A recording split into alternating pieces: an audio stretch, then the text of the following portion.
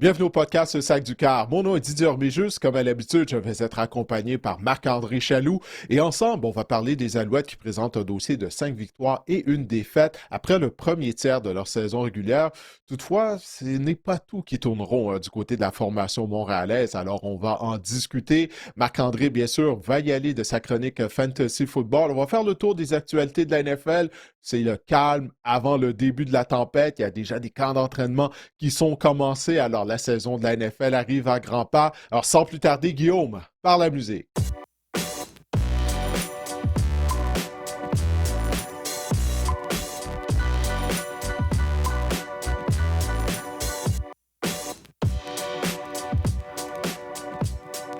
Marc-André, comme je viens de dire, les camps d'entraînement de la NFL commencent.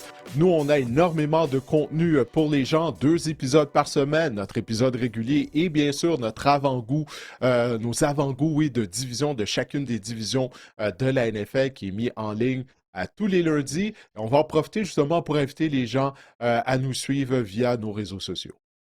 Exactement. On a beaucoup de contenu, donc on invite les gens à nous suivre sur, comme tu l'as dit, sur nos réseaux sociaux. On est sur YouTube via Didier Orméjus. Si vous tapez le sac du corps dans la barre de recherche, vous allez le trouver facilement.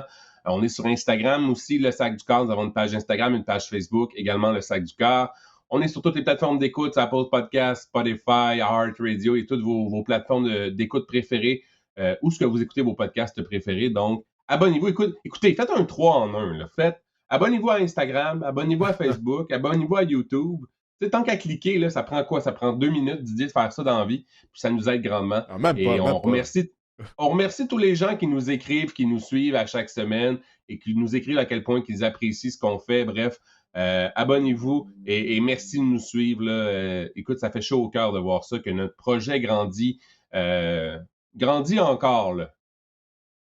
Ben oui, t'as raison. Merci à tout le monde qui écoute le podcast ou qui le regarde via la chaîne YouTube. Puis on vous invite également à partager nos publications sur les réseaux sociaux avec vos amis qui sont des mordus de football, que ce soit des Alouettes de la Ligue canadienne ou de la NFL, parce qu'on est là à l'année longue afin de partager notre passion de football avec vous. Alors, on va commencer l'épisode en parlant des Alouettes. Marc-André, qui ont une fiche de 5 victoires et une défaite. Mon Dieu, que ça a tout pris à Calgary. Les Alouettes ont trouvé une façon vraiment de se compliquer la vie contre les St. Peters.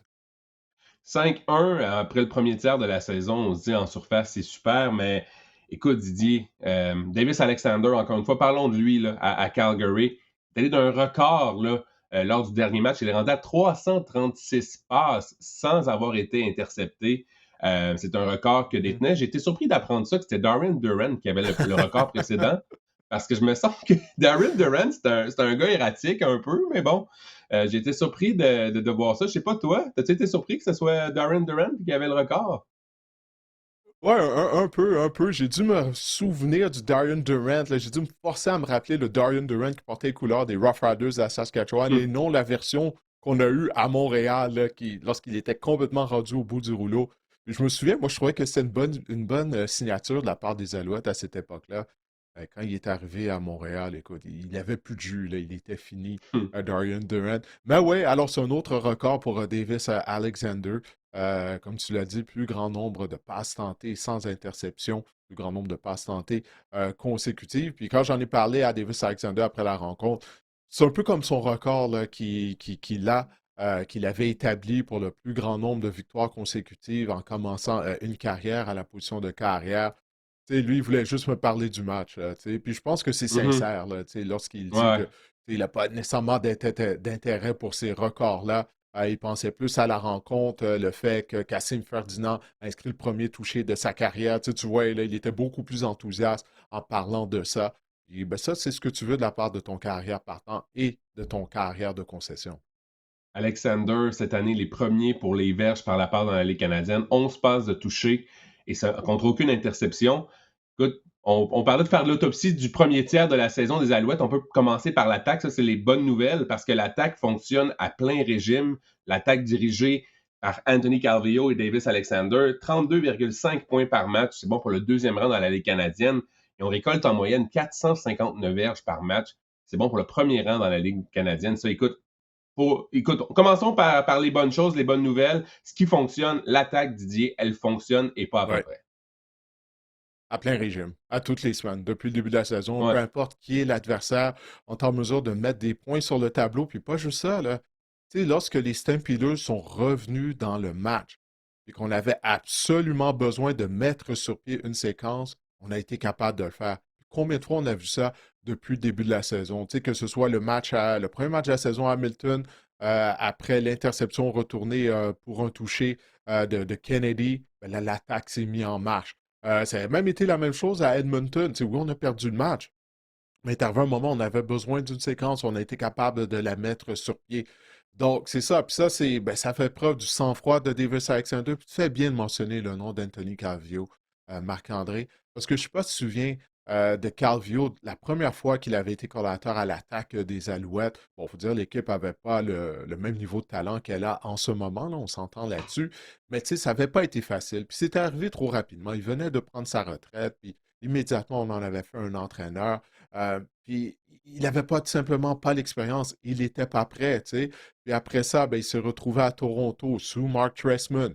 Il s'est retrouvé avec les Carabins sous Danny Matrocha. Puis là, Danny l'a ramené au sein de l'organisation montréalaise une fois qu'il a été nommé en tant que DG. Mais Calvillo fait tout un travail avec sa sélection de jeu, Marc-André. Et tu sais, qu'est-ce qui me surprend? C'est l'équilibre. Il y a eu des matchs où il y a peu Mhm. d'équilibre. Bon, les Alouettes avaient tiré de l'arrière et tout, mais il sélectionne des courses quand le match est serré.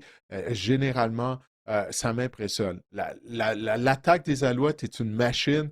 La seule chose qui peut la dérouter, ça serait des blessures, selon moi. Il a fait ses classes, Anthony Carrillo, dans d'autres mots.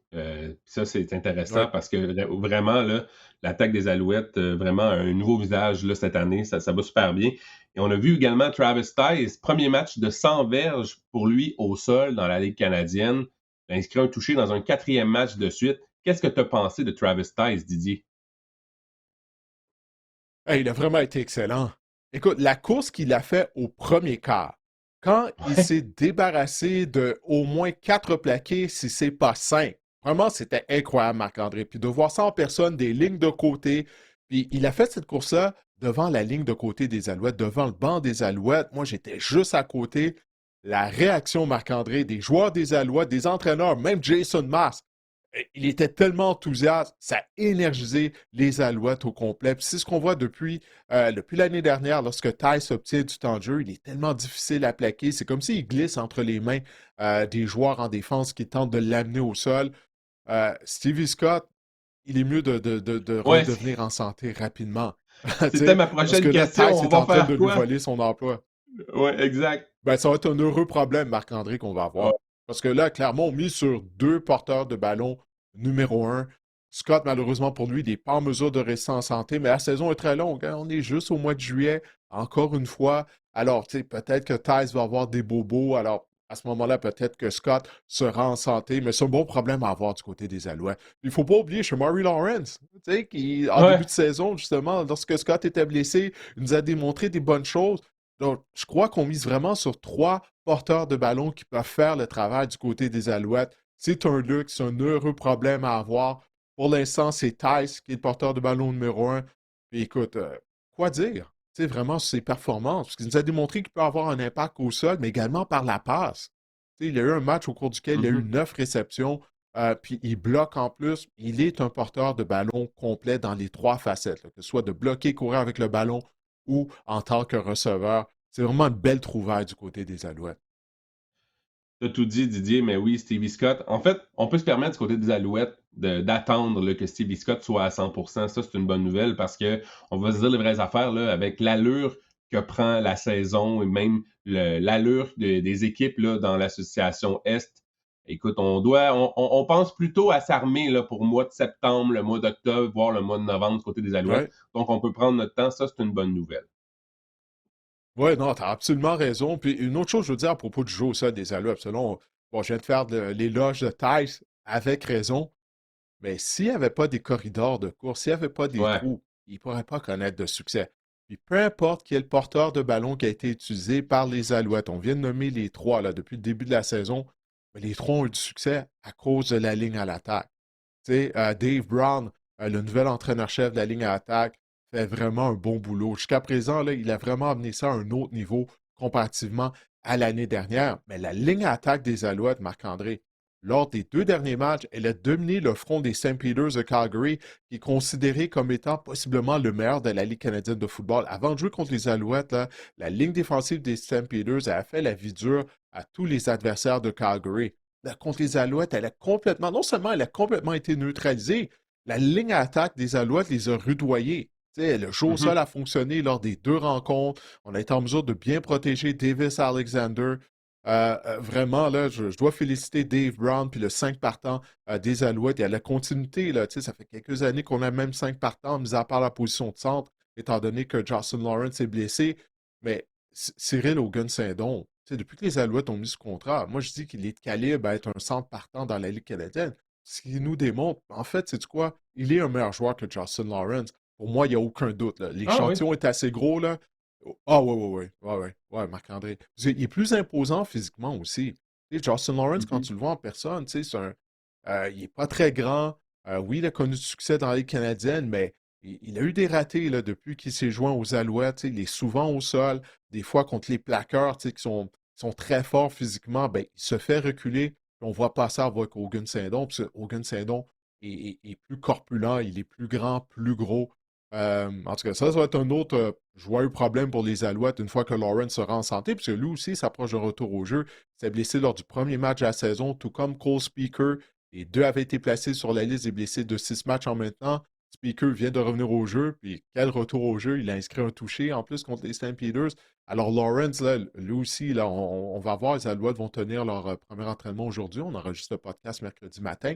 Mais ça va être un bon problème qu'on va avoir. J'ai hâte de voir si on va retirer Hogan Saint-Don de la formation pour Justin Lawrence. Parce que pour moi, je le répète, Hogan Saint-Don est le meilleur centre entre lui et Lawrence. D'ailleurs, le retour de Cole Speaker a sonné le glas pour Tariq Owens, entre autres, et Hakeem Hicks, qu'on a libéré du côté des Alouettes à la position de receveur. Écoute, notre bloc Alouette, Didier, va y aller en Ouais, je suis surpris d'avoir vu dégradation. ça. Oui, vas-y, on continue. Wow, non, j'allais juste dire, je suis surpris de voir qu'on a libéré Hakeem Hicks. Il avait un choix de deuxième ronde l'année dernière. Je sais qu'il était blessé aux ischio-jambiers depuis le début de la saison, mais c'est un receveur canadien, lui. Donc, il semblait être un joueur de talent de ce que j'ai vu lors des 2 derniers camps d'entraînement, ou du moins l'année dernière lorsqu'il était en santé durant le camp d'entraînement. Donc, j'ai été surpris de voir qu'il a été libéré. Mais pour ce qui est de Terry Owens, on lui a jamais donné sa chance, honnêtement, Marc-André. Il a obtenu du temps de jeu à Calgary, puis on ne l'a jamais ciblé, à moins que je me trompe. Il n'a pas été ciblé, aucun ballon lancé dans sa direction. Alors, pauvre jeune homme, tu sais, là, de se faire libérer comme ça, puis t'as pas vraiment obtenu une opportunité. Peut-être que, bon, il y a des choses du côté de la direction des Alouettes qu'on sait que moi, je ne sais pas. Mais en tout cas, c'est dommage, j'aurais aimé ça voir ce dont il était capable. Comme je le disais, notre bloc Alouette va en dégradation. On a parlé de l'attaque excellente. Maintenant, on peut parler de la défense qui est ordinaire depuis le début de la saison. Quoi qu'elle joue mieux, je trouve. Elle a mieux joué à Calgary. Les Stampeders ont eu des terrains courts, entre autres. La défense des Alouettes en ce moment, Didier, c'est on ne plie, puis on ne casse pas, puis on fait des gros jeux en fin de match pour se sortir du trouble. C'est un peu ça en ce moment, la défense des Alouettes. Mais je te pose la question, Marc-André. Est-ce que c'est quelque chose qu'on peut faire pendant 21 semaines, pendant 18 matchs? Est-ce qu'on peut se fier constamment sur la défense qui va faire des jeux à la toute fin pour fermer la porte? Parce que ça a pratiquement été un copier-coller la fin de la rencontre, là. Je parle comparativement au match de la semaine précédente à Montréal entre les deux mêmes équipes. Tu sais, c'est David Peralez qui a rabattu la passe sur le troisième essai à Montréal pour concrétiser la victoire des Alouettes. Cette fois-ci, c'est Hicks qui a forcé un échappé, puisque Brooks il avait réussi la réception de Marc-André, puis c'était encore une fois sur un Mhm. troisième essai.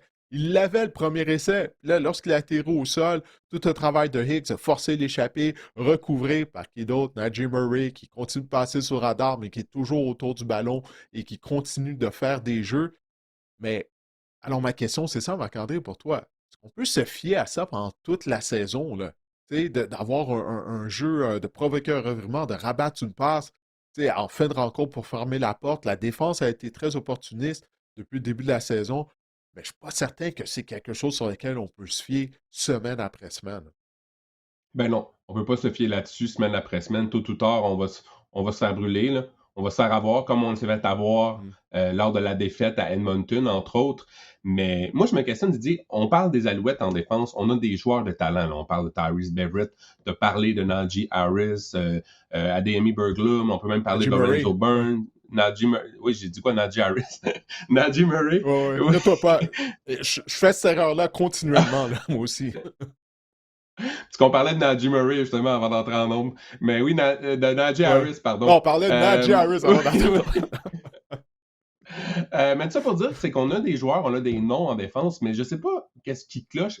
J'ai envie de te poser la question, qu'est-ce qui cloche avec la descente d'Alouette? On a des joueurs talentueux pourtant, mais pourtant, on accorde énormément de verges, énormément de points. C'est peut-être ça part de la pression que tu vas me dire, peut-être qu'on n'a pas vraiment sur les corps arrière. Ben, du moment que, premièrement, la philosophie de la défense de Northrop, c'est de mettre de la pression sur les carrières adverses. Là, OK? Ça, on s'entend là-dessus. On blitz énormément du côté des Alouettes. Ça fait partie de l'ADN de Noel Thorpe. C'est son système, puis il a connu énormément de succès avec ce système-là. Mais par contre, ça fait des années que c'est le même système. Donc, les coordonnateurs à l'attaque des équipes adverses, ben, ils savent à quoi s'attendre. Donc, c'est là que l'exécution doit vraiment être à son meilleur. Puis le fait que du côté de la ligne défensive, là, il y a Daniel Weiss a obtenu un sac à Calgary, mais le fait que les joueurs de la ligne défensive ne gagnent pas nécessairement leur bataille à un contre un régulièrement, ben, ça fait une différence, selon moi, là, du côté de la défense des Alouettes. Mais en même temps, elle a très bien joué en première demi. On a presque eu Mhm. un jeu blanc en première demi là, du côté de la défense des Alouettes. Encore une fois, elle n'est pas constante. Elle nous a donné une bonne demi. Là, en deuxième demi, ça a moins bien été. Puis c'est ce qu'on voit depuis le début de la saison. Il y a un manque de constance, mais encore une fois, on est juste au mois de juillet. Tu parlais tout à l'heure de septembre, octobre, novembre. Ben, c'est ça la Ligue canadienne. C'est pas un cliché lorsqu'on dit que la saison commence réellement à la fête du travail. On a vu ça combien de fois au fil du temps, là? Les équipes sont en mesure de terminer la saison régulière en force. Mais généralement, ce sont elles qui ont du succès en éliminatoire. Des fois, elles sont en mesure de soulever la Coupe Grey à bout de bras. On l'a vécu à Montréal en 2023. Les Alouettes ont bien terminé la saison régulière, puis ils se sont rendus à Hamilton pour gagner la Coupe Grey contre les Blue Bombers de Winnipeg. Alors, c'est ça. Donc, je ne veux pas trop m'emporter concernant la défense, mais il y a un manque de conscience de la part de cette unité, puis je pense que c'est vraiment évident. Donc, attaque excellente, défense ordinaire. Les unités spéciales maintenant, ça, C'est c'est cool le ça. vrai problème. C'est le vrai problème des Alouettes depuis le début de la saison. Et là, on a libéré Mario Alford hier du côté des Alouettes. Tout indique donc que Devante Dedmon va reprendre sa place ou va prendre sa place dans la formation et être le retourneur lors du prochain match, effectuer un premier départ. Écoute, qu'est-ce qui se passe sur les unités spéciales? Elles étaient si bonnes l'année dernière. Ouais, dans le cas de Deadman, pour commencer, bon, lui, il est admissible à revenir au jeu. Il s'était blessé lors du camp d'entraînement. Il a commencé la saison sur la liste des blessés de 6 matchs. Les Alouettes viennent de jouer leur sixième rencontre et il s'entraîne déjà depuis quelques semaines. Je le vois lors des entraînements. La semaine dernière, même, il a eu des répétitions au sein de l'unité offensive, en plus de retourner les bottées. Donc, il est prêt à revenir au jeu. C'est ce qui va se produire cette semaine. Euh, Écoute, ça va pas bien du côté des Alouettes. Tu sais, parce que quand tu regardes toutes les statistiques majeures du côté des unités spéciales, que ce soit en termes de retour de beauté, en couverture de beauté, on est parmi les pires de toute la Ligue, Marc-André. Puis ça a pratiquement coûté le match aux Alouettes à Calgary. On a vraiment été chanceux là, de se sauver du McMahon Stadium avec la victoire. Parce qu'on a vu le cafouillage au niveau des unités spéciales, au niveau des retours de beauté. Tu sais, c'est quoi? C'était Alford et qui était l'autre tourneur là, lorsqu'on a laissé le ballon tomber? On Liam avait l'air Talbot. confus. Là. Liam Talbot, oui, la recrue. Ben oui. Là, le pauvre Talbot, Pierre a bien expliqué la situation, je pense, durant la rencontre, Pierre Vercheval. Tu sais, on a vu que Talbot était nerveux, on était en fin de match. Puis une fois qu'il a cafouillé une fois, on aurait dû le retirer du terrain. C'est une recrue. Lui donner une chance, parce que clairement, il était nerveux. Puis là, qu'est-ce qu'il a fait? Il a commis une autre bévue. On a eu un botté illégal d'Osé Maltos Diaz. Maltos Diaz a également raté un converti. C'est son troisième la converti qu'il rate cette année. Puis ça, ben, ça aurait pu coûter le match aux Alouettes encore une fois, parce que si les Stampeders avaient terminé leur séquence à la fin de la rencontre, là, à la place de l'échappée de Brooks, mais s'ils conservent le ballon, ben ça, les Stampeders ils avaient besoin de toucher avec un converti. Le converti leur aurait donné l'avance. Là, ça aurait été une défaite pour les Alouettes. Donc, il y a beaucoup trop de choses qui clochent plutôt ouais, du côté des unités spéciales des Alouettes. Souviens-toi, le match contre Ottawa, Pimpleton s'est amusé au niveau des retours de beauté contre les Alouettes. Là, on va affronter les Tiger Cats de Hamilton. Le responsable, le coordinateur des unités spéciales, c'est Bob Dice, ancien entraîneur-chef du Rouge et Noir d'Ottawa. La force de Dice, ben c'est ça, ce sont les unités spéciales. Il est un excellent coordinateur des unités spéciales. Puis on met sur un retourneur qui est extrêmement explosif du côté des Tiger Cats de Hamilton. La semaine suivante, on va affronter Ottawa. Ottawa qui a complètement dominé les Alouettes au Cypress Molson au niveau des unités spéciales. Ottawa avait même été en mesure de revenir dans le match. On doit corriger ça. Là. Du côté de l'unité de Byron Archambault, Marc-André, il faut qu'on apporte des ajustements. Ça ne peut pas continuer comme ça. Ça va coûter des matchs éventuellement aux Alouettes. Ça aurait dû leur coûter la rencontre à Calgary en fin de semaine. On est bon dernier dans la Ligue canadienne, les Alouettes, pour la moyenne sur les retours de dégagement. Et on est 7e sur les retours de beauté d'envoi. Donc, rien de reluisant là. Voilà. Peut-être un mot sur Super Mario Alford, qu'on s'est rendu compte qu'il était plus super, c'était même pénible Mario. Didier, est-ce que tu penses que c'est la On fin aurait pour besoin d'un lui? champignon. Oui, Oui, oui. exact. C'est facile, c'est trop facile, Oui, fallait que je le dise. oui. Ben oui, possiblement, c'est la fin pour lui, mais quoi que c'est la Ligue canadienne, bon, il est âgé de 34 ans, mais j'ai vu que les Argonauts de Toronto ont mis sous contrat Sean Lemon. Alors, on fait juste recycler les gens au sein de la Ligue canadienne. Alors, peut-être que Mario Alford va refaire surface si Sean Lemon est en mesure de revenir au jeu à Toronto. Mais, Marc-André, là, on va devoir libérer combien de retourneurs de beauté? Souviens-toi, au début de la saison, on avait Philip Brooks. Étant donné que Dedmon était blessé, on a libéré Philip Brooks. OK, il avait été victime d'un échappé. Moi, personnellement, j'ai trouvé qu'on n'avait pas été patient avec lui, parce que j'avais aimé ce que j'avais vu de sa part lors des matchs préparatoires. On amène Offord. Offord n'a rien fait. Mais encore une fois, tu as parlé des statistiques en termes de retour de beauté d'envoi et de retour de beauté de dégagement. Ça, tu ne peux pas mettre ça sur le dos simplement du retourneur. C'est l'unité au complet. Tu sais, ce sont des 12 joueurs sur le terrain qui doivent contribuer. Ça doit être les schémas des retours de beauté qui doivent être bons, qui doivent permettre justement aux joueurs et aux retourneurs de s'illustrer. Jusqu'à présent, comme je l'ai dit, plus souvent qu'autrement, on perd la bataille des unités spéciales depuis le début de la saison du côté des Alouettes.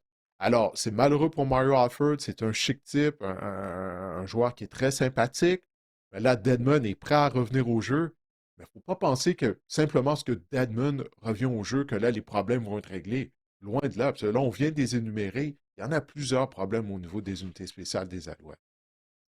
On a reçu une question de Martin-Guy Cormier via courriel. Didier, quel est le danger qu'une équipe de la NFL vienne nous voler le magnifique numéro 10? Après Guy, c'est Davis. Écoute, après le démon blond, le démon roux, on peut dire ça.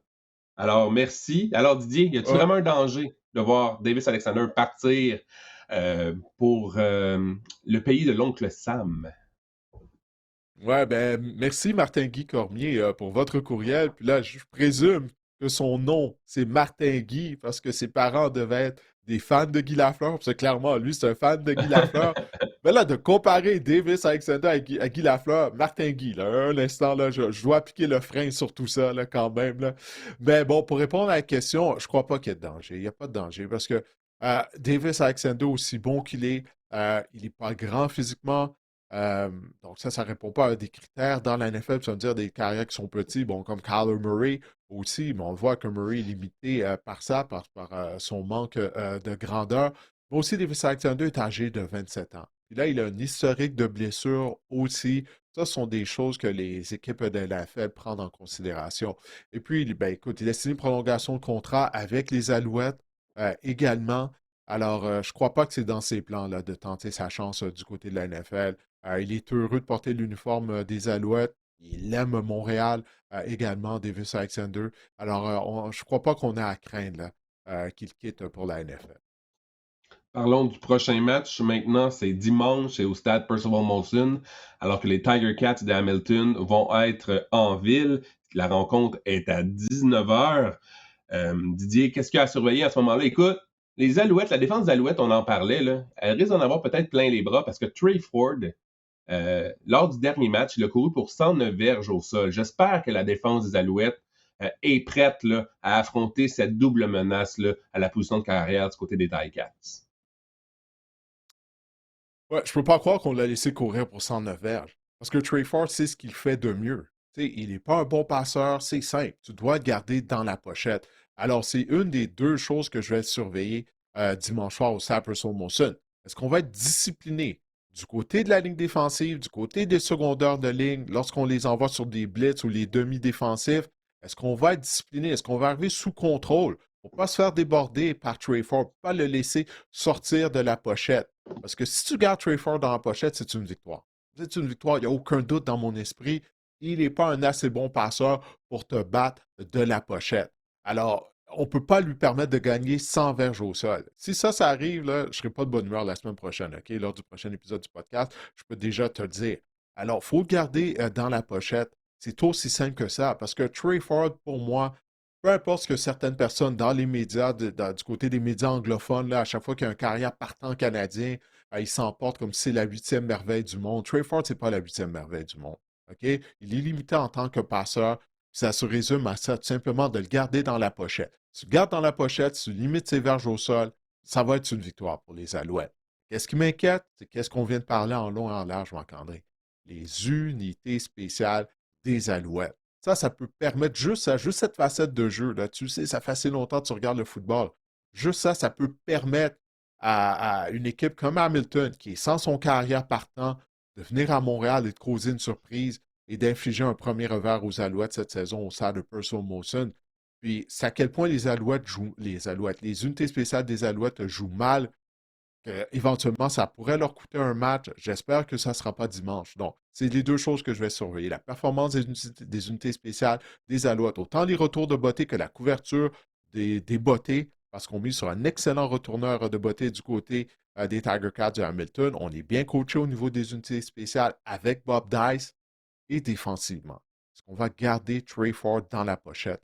Moi, ce sont les deux choses que je vais observer. Si on peut gagner ces deux batailles-là du côté des Alouettes, on devrait être en mesure d'aller chercher une sixième victoire cette saison. Mais depuis le début de la saison, c'est jamais simple. Tous les matchs des Alouettes sont serrés. Tous les matchs des Alouettes en viennent à la fin de la rencontre. C'est vraiment incroyable. On est 6 en 6 jusqu'à présent. On s'attendait en début de saison que la défense des Tiger Cats allait être leur point faible. Elle joue quand même, elle est en milieu de peloton, elle joue quand même bien. Elle a seulement concédé 23 points aux Ouais. Argos la semaine dernière. Elle a accordé quand même 27 points de moins que la défense des Alouettes cette année. Ça va être un bon test. Ben, écoute, ça va être un bon test pour la défense des Tiger Cats, je te dirais, contre l'attaque des Alouettes. Est-ce qu'ils vont, comme on dit en bon québécois, pogner leur Waterloo là, contre l'attaque des Alouettes? C'est à surveiller, mais juste faire attention, la Ah, tu défense fais des bien de Tiger le Cats mentionner, ça, ouais. joue mieux là, qu'anticipé assurément en début Ouais. de saison.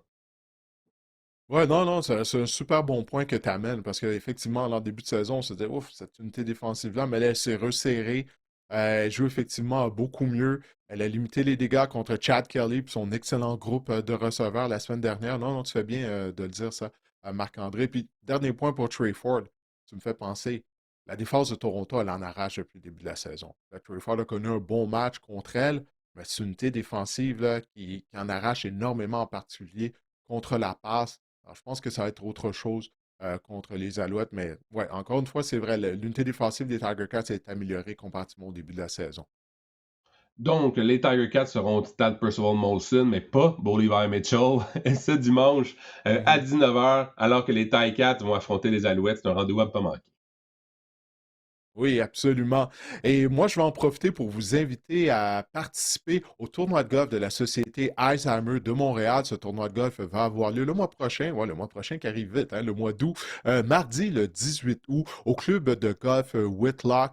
Euh, Moi, je suis co-président d'honneur du tournoi de golf de la société Alzheimer de Montréal. Ma mère souffrait d'Alzheimer, c'est une terrible maladie. Puis si vous avez des gens dans votre famille qui souffrent de troubles neurocognitifs, ben, vous savez de quoi je parle. Alors, la Société Alzheimer, qu'est-ce qu'elle fait? C'est qu'elle vient en aide aux gens qui ont des troubles neurocognitifs, mais également à leurs proches aidants.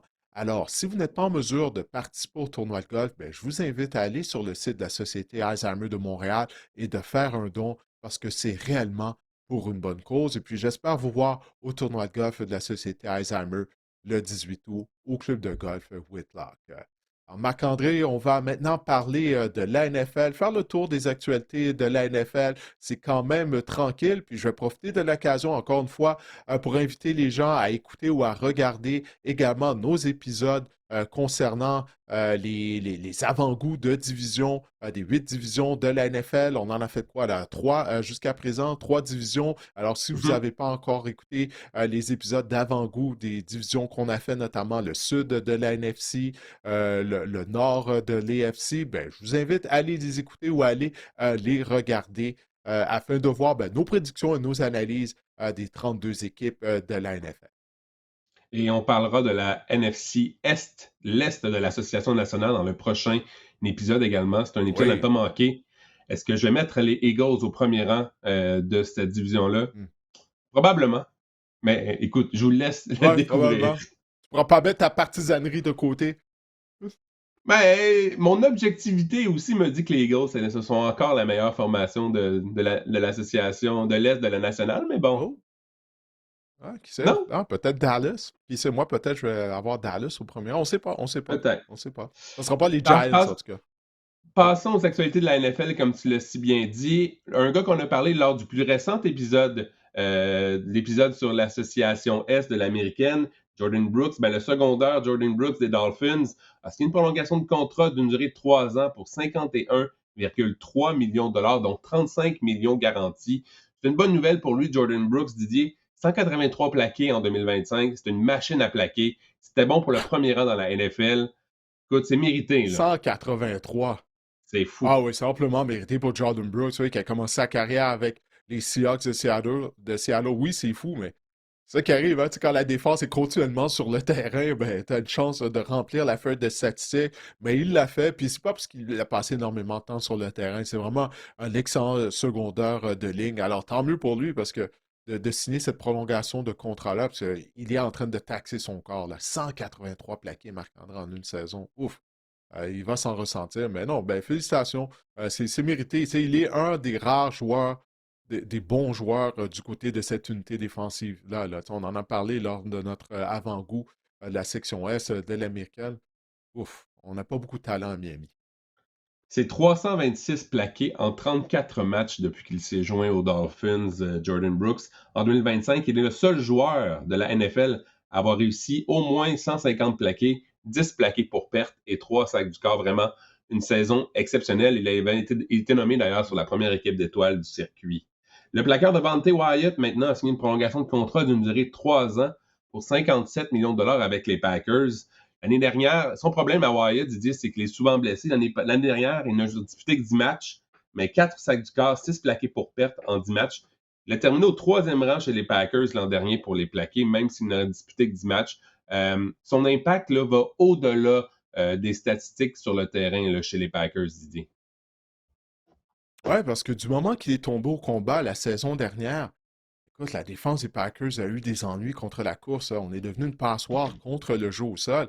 Alors ça nous démontre ben, son importance au sein de l'unité défensive de Green Bay. Alors, 3 ans pour 57 millions de dollars. C'est une question pour lui maintenant de rester en santé devant tes Wyatt. On l'a vu, on a vu son impact, tu sais, je pense que tu l'as bien dit, ça va au-delà des statistiques parce qu'il est un pilier vraiment contre le jeu au sol. On va en avoir besoin du côté des Packers encore une fois cette année. En attendant maintenant Micah Parsons là, qui se remet de sa blessure Oui, avec Wyatt et ouais, Parsons, il semble que j'imagine. Oui, vas-y. non, j'allais juste dire, il semble que Parsons ne sera pas prêt pour le début de la saison, là, de ce que j'ai Non. lu récemment. Alors, au On moins, parle du c'est mois c'est une bonne d'octobre. nouvelle si on va voir Wyatt. Ouais, hein? C'est ça. Donc, il va rater au moins le premier quart de la saison, possiblement, hein. Effectivement, effectivement. Et les Titans vont ajouter le nom de Chris Johnson à leur anneau d'honneur le 13 septembre contre les Jets. C'est amplement mérité là, parce que Chris Johnson, ça a été l'un des meilleurs porteurs de ballon de la dernière, en fait, de la dernière décennie, on peut dire ça comme ça.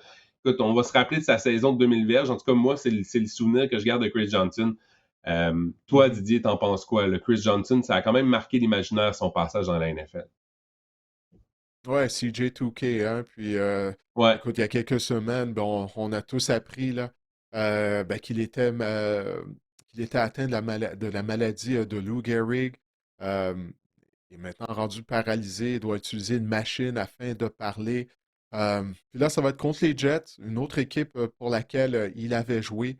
Et encore une fois, tu sais, l'impact de cette maladie, la façon dont son état de santé s'est détérioré juste dans la dernière année. Tu sais, il est passé à être quelqu'un en santé, à être immobilisé dans un fauteuil roulant.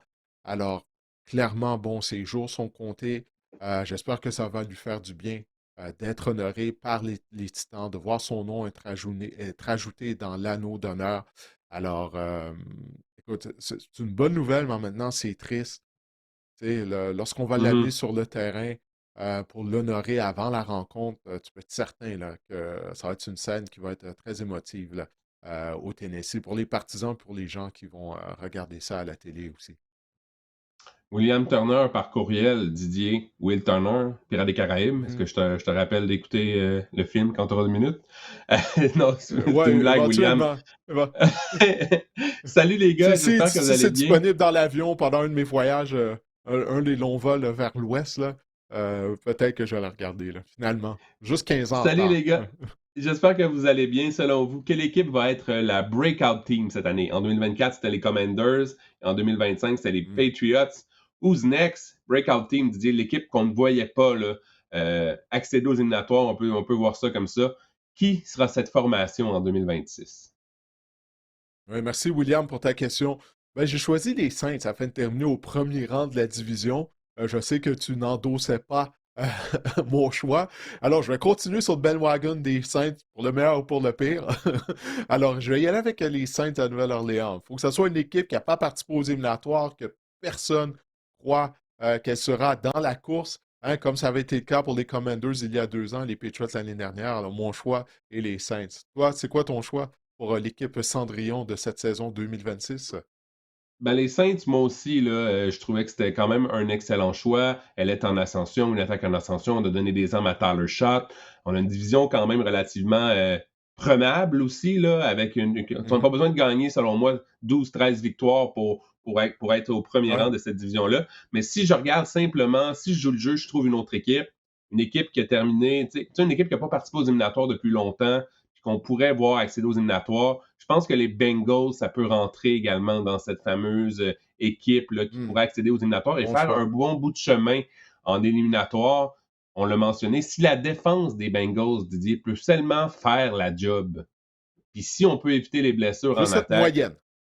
Mhm. juste être moyenne, juste faire la job, pas Ouais. exceller, faire la job. Et si on peut éviter les blessures à nos joueurs clés en attaque, je pense que les Bengals, là, la fenêtre est ouverte pour. On joue pour le présent. Je pense qu'ils pourraient faire un bout de chemin en éliminatoire. Hey, je disais hier ou avant-hier, si je me trompe pas, les Bengals, il y a une séquence l'année dernière, on a accordé au moins 27 points lors de 8 matchs consécutifs. Wow. Pense à ça. Tu sais. Ouais. C'est difficile de gagner des matchs, mais c'est un très bon choix, ouais, les Bengals, parce que on sait si Joe Burrow reste en santé, ben, l'attaque va être une des meilleures de la NFL. Alors, c'est un bon choix. Donc, les Saints et les Bengals vont s'affronter au Super Bowl le 14 février au SoFi Stadium. Ouais, C'est la c'est ça. prédiction.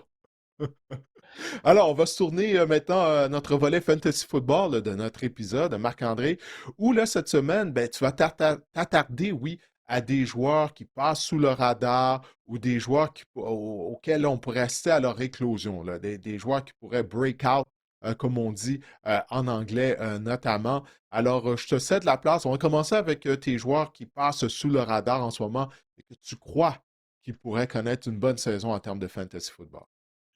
Sous le radar, une traduction de Sleepers pour les gens Mhm. en anglais. Commencer par Kyler Murray, le quart duquel tu as posé un genou au sol devant lui, on s'en souvient il y a quelques semaines, Kyler Murray. Il est Non, le non, quart c'est numéro l'intelligence 10. artificielle qui a créé cette scène. L'intelligence... Tu peux pas tout croire ce que tu vois maintenant de nos jours là, avec l'intelligence artificielle.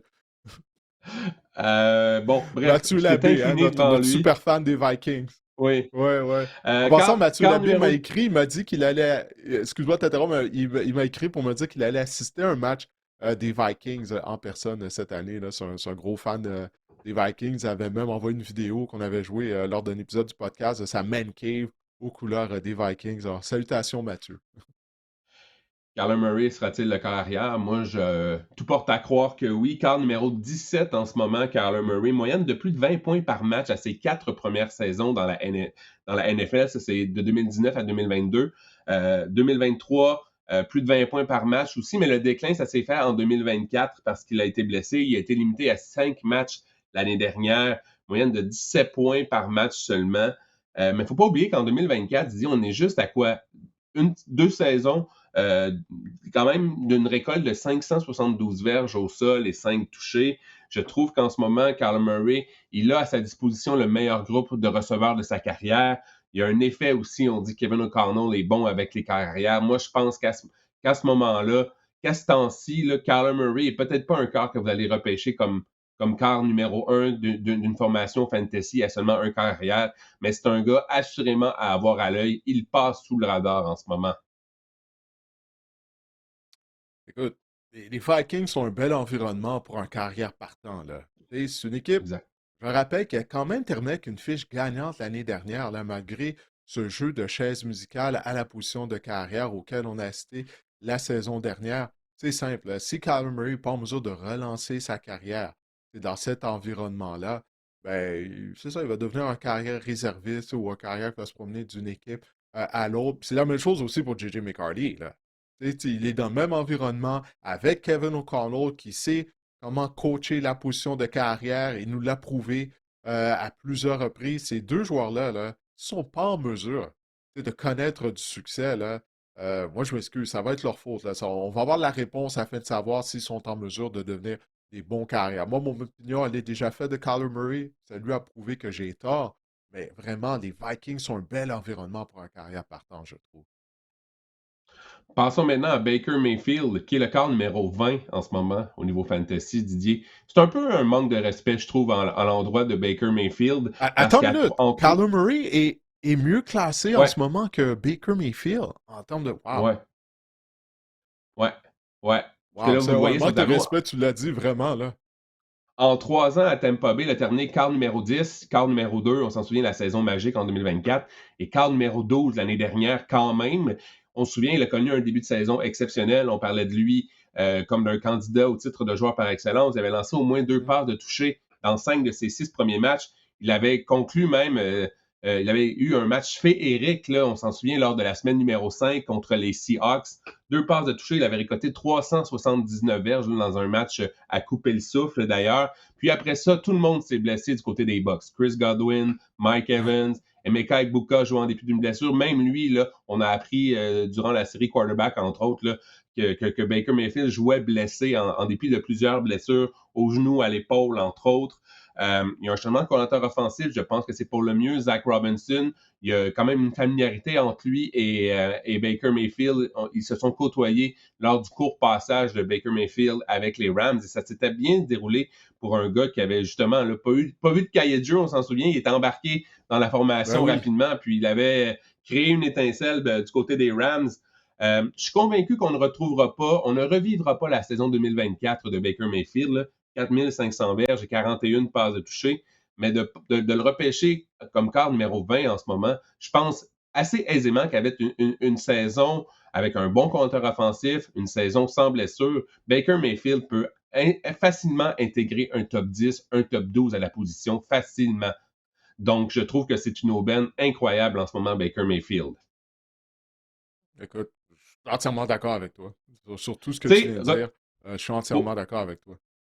si vous voulez repêcher, mettons, 2 quarts lointains, tu sais, jumeler, je sais pas moi, Baker Mayfield avec un Matthew Stafford, par exemple, les deux comportent leur part de risque. Je pense que c'est une bonne idée là, de pouvoir ensuite y aller selon l'affrontement. Ça peut être une bonne stratégie. Là. Ou Jordan Love, Ouais, ou des gars comme maintenant, ça. Là. oui, oui, bah oui, absolument, absolument. Dis-nous maintenant, quels sont tes choix là, pour des joueurs là, qui pourraient, auxquels on pourrait assister à leur breakout season, à leur éclosion en termes de fantasy football? C'est un choix populaire parce qu'on aime l'attaque des Bears, on aime Ben Johnson, on aime ce qu'il fait depuis qu'il est en poste, en fait, depuis la dernière année à Chicago. 2025, 27 passes de toucher quand même, Caleb Williams, Il est passé à quelques verges là, du plateau des 4000. Il aurait été le premier quart dans l'histoire des Bears à atteindre ce plateau, 3942 pour être plus exact. Il a terminé comme quart numéro 7 format fantasy en termes de points par match. C'est pas tout rose, là. Dans le cas de Caleb Williams, vous le voyez sur le tableau, 58% de passes complétées, 31e sur 32 quarts dans la NFL l'année dernière. Évidemment, le 32e, seul J.J. McCarthy était derrière lui. Top 10 à la position. Top 10 à la position dans 8 matchs quand même en 2025. J'ai bien hâte de voir parce que c'est un gars qui peut courir avec le ballon, mais il ne le fait pas. Mais il est efficace quand il le fait. On peut penser que s'il le fait davantage cette année, on pourrait avoir une production similaire à celle de Drake May en termes de fantasy. Je parle cette saison. L'an 2 de Ben Johnson, ça m'excite. L'an 2 de Colson Loveland, ça m'excite. L'an 2 de Luther Burden, ça m'excite. Et l'an 3 de Rome Odunze et Caleb Williams, ça m'excite aussi. Mais c'est sûr qu'en termes de constance, là, c'est peut-être pas un quart. Il va peut-être vous donner quelques sueurs froides, Caleb Williams, mais je pense là, qu'il a tout le potentiel pour accéder à un top 5 fantasy à la position de carrière. En tout cas, sur les réseaux sociaux, là, le hype, comme on dit, pour Luther Burden là, est commencé déjà. Là. Quand l'entraînement n'a même pas commencé, mais Ouais, partout, tout le monde pense qu'il va il va connaître une bonne saison et tout. Puis moi aussi, là, je suis sur le bandwagon de Luther Burden. Là. il est repêché, Luther Burden, Ah, avant maintenant. Emeka Egbuka en ce moment, avant Ted McMillan, entre autres. Ah oui, hein? Zay Flowers. Ouais, ça, c'est Faut que tu y intense un penses peu, deux là. fois, Ouais. là. Ouais. Ouais, avant McMillan, ouais, là, Ouais. ça, c'est un peu, Le c'est un train peu beaucoup, là. Mais le en tout train cas, est bien en marche, là. ah ouais, ouais, le train a quitté la station, là. Le train a quitté la Ouais. station. Le train Luther Burden a quitté la station, là. Parce que j'ai hâte de voir qu'est-ce que ça va donner. Mais j'y crois. Peut-être pas de le repêcher avant T.T. Torrey McMillan, là. Mais en tout cas, je pense qu'il va connaître toute une saison. Ah, maintenant, Tyler Shock, qui nous a surpris l'année dernière, hein. Et puis, tu penses que ça va se continuer cette année? Moyenne de 16,4 points par match en 9 matchs. Les Saints ont joué pour 5 et 4. La une fiche gagnante là, sous sa tutelle lorsqu'il a pris les rênes des Saints en milieu de saison.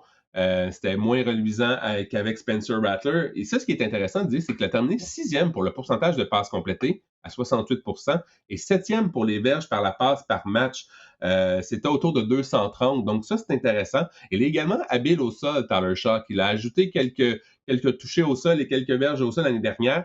L'attaque de Kellen Moore, c'est une autre attaque que le cercle fantasy adore parce qu'elle est explosive. Elle est rapide, on fait beaucoup de jeux également au cours d'un match. On a fait des ajouts importants, Jordan Tyson, entre autres, et Travis Etienne pour justement épauler Tyler Shock. Avec le retour de Camara également, je pense qu'on est bien nanti en attaque. Je trouve qu'on a une défense également honnête du côté des Saints. Ça pourrait fonctionner pour Tyler Shock. Et oui, il y a tout un potentiel. Il pourrait être le corps qui pourrait connaître, oui, la grande éclosion cette année. Maintenant, on va se tourner vers les joueurs que tu crois qui pourraient être des flops, des joueurs qui risquent de ne pas livrer la marchandise en termes de fantasy football, encore une fois, donc des gars qui pourraient être des boss, là, si on les repêche tôt. Puis là, tu veux vraiment nous prouver là, que malgré le fait que tu es un partisan des Eagles, tu demeures objectif dans tes analyses de fantasy football parce que tu as choisi Jalen Hurts comme boss potentiel, là, comme un flop potentiel lors de la prochaine saison. Je ne repêcherai pas Jalen Hurts, du moins à son prix en ce moment, pour un paquet de raisons. Il y a tellement de points d'interrogation dans l'attaque des Eagles en ce moment. On ne sait pas du tout de quoi elle aura l'air. Elle a perdu son meilleur joueur, son meilleur receveur également. L'année passée, Mhm. Jalen Hurts, 18,7 points fantasy par match en 2025. C'était sa pire saison jusqu'ici dans sa carrière. Il entame sa septième saison, Jalen Hurts. Mais c'est surtout sa production au sol. Regardez ça. Elle a chuté de 43%. Le touche-push, la fameuse poussée fraternelle, Wow. n'était plus aussi efficace l'année dernière. Est-ce que c'est justement avec la retraite de Jason Kelsey? On a eu des changements sur la ligne à l'attaque. Est-ce que c'était ça le problème? Est-ce que c'était Hurts? Bref, ça reste à voir. Avec le départ de A.J. Brown également, ça me laisse un peu beaucoup de questionnements envers l'attaque des Eagles. L'arrivée de Sean Mannion, oui, il arrive d'un système, les Packers, assez généreux en attaque. Euh, c'est ça. À cause du point d'interrogation, il est le quart numéro 6 en ce moment, Jalen Hurts. Euh, Si je ne repêche pas Josh Allen, Joe Burrow, Lamar Jackson, je pense pas que je vais me dire, écoute, je trouve quand on parle d'un quart numéro 6, on parle d'un quart de cinquième, sixième, de sixième, septième ronde à peu près. Si je repêche pas le gros trio au début, je pense pas que je vais me dire que Jalen Hurts est assez spécial à ce stade de sa carrière en ce moment pour le sélectionner en septième, huitième ronde. Je crois que je vais attendre pour un carrière et je pense que justement, on va voir davantage de jeux au sol de la part des Eagles aussi avec Saquon Barkley. Je serais plus enclin à une saison à vous dire que Saquon Barkley va rebondir qu'à vous dire que Jalen Hurts là, va connaître une saison fantasy exceptionnelle. Hmm. Hâte de voir ça, hein, si Saquon va rebondir aussi, là, mais en tout cas, tout ce que tu as dit sont des bons arguments afin d'y penser à deux fois là, avant de repêcher Jalen Hurts très tôt. Mais là, Matthew Stafford, joueur par excellence de la NFL la saison dernière, là, tu crois qu'il y a un risque de repêcher Matthew Stafford cette année? Il faut que tu m'expliques ça. Ben, son âge, Didier. Il y a quoi? Il y a 37 ans en ce moment. Il va Hmm. avoir 38, je pense, bientôt. Ouais, 2025, ouais, saison ouais. exceptionnelle. 4700 verges, 46 parts de toucher, quart numéro 4 au niveau fantasy. Il a lancé plus de parts de toucher en 2025 qu'il n'en avait lancé en 2023 et 2024 combinés. Ce que j'essaie de vous dire, c'est que Matthew Stafford, c'était une saison de rêve. Il a été épargné par les blessures. On s'en souvient, on se demandait s'il était capable de se lever de son lit en début de saison. Ouais. Puis finalement, il nous sort une saison. Il peut juste Épidural. avoir. Il avait Exact, reçu une exact, épidurale. Ouais. exact. Il peut juste régresser à partir de ce point-là. Des 7 quarts arrière qui ont passé pour 46 passes de toucher en une saison, 6 des 7 ont une diminution d'en moyenne 16 passes de toucher la saison suivante. Ça, c'est quand même fou Ah comme ouais. statistique. Le seul à ne pas avoir eu cette diminution-là, c'est Drew Brees qui est passé de 46 en 2011 à 43 en 2012. Donc, on peut s'attendre à une régression, mais je ne pense pas qu'à son âge, Matthew Stafford va être l'exception là, à cette statistique-là. L'arrivée de Myles Garrett aussi, on pense que la défense des Rams sera dominante cette année. On accusera moins de retard dans les matchs du côté de Los Angeles. Donc, je pense que Matthew Stafford devra moins passer le ballon aussi. Ça peut être un enjeu. Puis, il n'y a pas de menace au sol aussi. Matthew Stafford, vous le voyez, il a connu une saison exceptionnelle, terminé comme quart numéro 4 au niveau fantasy. Écoute, moyenne de 1,69 courses et 2,1 verges par match au sol depuis 2021. Ah ouais. Non, mais je voulais Non, juste, ça, je on l'a trouvais ça toujours su, tellement là. drôle. Je trouvais ça drôle. 2,1 verges par course. Ah ben, ouais, effectivement. Il est le quart Les numéro statistiques au 14. sol à la Tom Brady. Hein? Il est le quart numéro 14 en ce moment. La bonne nouvelle, c'est que le Cercle Fantasy n'endosse pas la saison incroyable de Matthew Stafford. On voit que c'était quelque chose. Tout est allé comme sur des roulettes. Tout a été pour le mieux dans le meilleur des mondes en 2025. Donc, écoute, Matthew Stafford, ça peut être un excellent corps. Je néglige pas le fait qu'il est rattaché à une attaque explosive, mais je pense que de le jumeler avec un autre corps, ça peut être une option, comme je le disais tantôt, un Baker, Matthew Stafford, Baker, Jordan Love, Baker, ou Matthew Stafford, Jordan Love, ou Jared Goff, ces gars-là.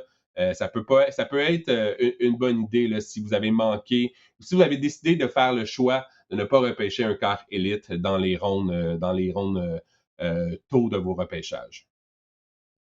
Ouais, non, c'est vrai, Matthew Stafford, il n'est pas éternel. Éventuellement, ben, il va avoir un déclin hein, en termes de production, en tout cas, à moins qu'il joue jusqu'à l'âge de 45 ans, comme Tom Brady l'a fait. Vaut mieux parier sur l'opposé. Alors, on va voir, ça va commencer cette année, ce déclin-là, ou s'il pourra maintenir la cadence pour une année de plus. Mais j'ai aimé ça, la statistique que tu as trouvé, que ces 46 passes de toucher, ben, c'était plus que son nombre de passes de toucher combinées lors des deux saisons précédentes. En tout cas, j'ai 16 bien hâte de passes voir en ça. J'ai bien hâte de voir moyenne ça. de Ouais. moins. Les Ah, quarts ah, qui lancent 46 ouais, passes de touche. 16, c'est énorme. ouais. On le fait avec Ah, Baker. Là. comme un retour. Ben, Ouais, non, non, c'est vrai, c'est vrai. T'as amené des bons points, des bons arguments. J'ai hâte de mhm. voir ça, ça va être le cas pour Safford. 16, c'est énorme, effectivement. C'est vraiment beaucoup. Ben écoute, Marc-André, on a fait le tour pour cet épisode du podcast Le Sac du Cœur. Je remercie de ta contribution. On remercie également Guillaume, sans qui rien ne serait possible. Et on vous remercie d'avoir regardé cet épisode ou de l'avoir écouté. On espère qu'il vous a plu. et on vous reparle la semaine prochaine. D'ici là, portez-vous bien.